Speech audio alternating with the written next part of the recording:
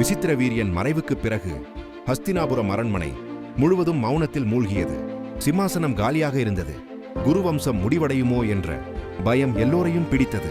அந்த நேரத்துல ராணி சத்யவதி தன் வாழ்க்கையின் மிகப்பெரிய ரகசியத்தை வெளிப்படுத்தினாள். பீஷ்மா என்று அவள் சொன்னாள், திருமணத்திற்கு முன் எனக்கு ஒரு மகன் பிறந்தான். அவன் பெயர் வியாசர்.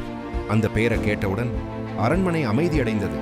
அவன் சாதாரண மனிதன் அல்ல, அவன் முனிவன். அவன் எதிர்காலத்தை காணும் ஞானம் பெற்றவன். குருவம்சத்தை காப்பாற்ற வியாசரை அழைக்க முடிவு செய்யப்பட்டது. வியாசர் அரண்மனைக்கு வந்தார்.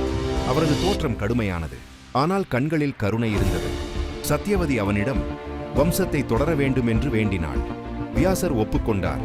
முதல் முறையாக ராணி அம்பிகை வியாசரை சந்தித்தாள். அவரின் தோற்றத்தை பார்த்தவுடன் அவள் கண்களை மூடிக்கொண்டாள். அதனால் பிறந்த குழந்தை திருதராஷ்டிரர் கண்கள் இல்லாதவனாக பிறந்தான். அடுத்ததாக அம்பாலிகை வியாசரை சந்தித்தாள். அவள் பயத்தில் நிறம் மங்கியது. அவளுக்கு பிறந்த குழந்தை பாண்டு உடல் பலம் குறைந்தவனாக பிறந்தான். 2 பிறப்புகளும் சத்யவதியின் மனதை கனத்தன. ஒரு முழுமையான அரசன் வேண்டும் என்று அவள் மீண்டும் வேண்டினாள். இந்த முறையில அரண்மனை பணிப்பெண் பாரிகா வியாசரை சந்தித்தாள். அவள் பயப்படவில்லை, மரியாதையுடன் நடந்தாள். அவளுக்கு பிறந்த குழந்தை விதுரர்.